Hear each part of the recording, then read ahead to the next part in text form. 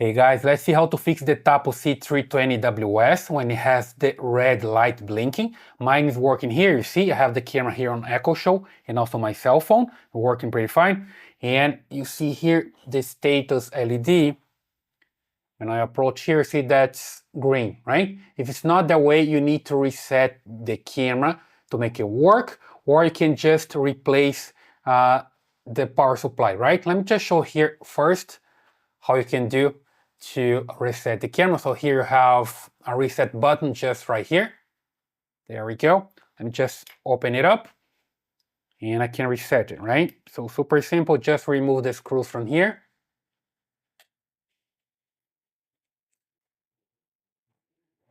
There we go, and then there's a reset button just right here. You just need to press and hold.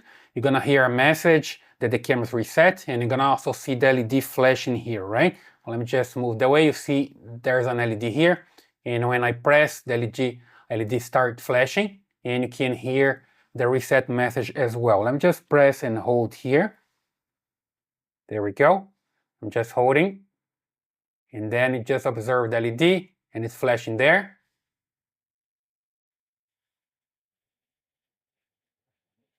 And then I let it go, right?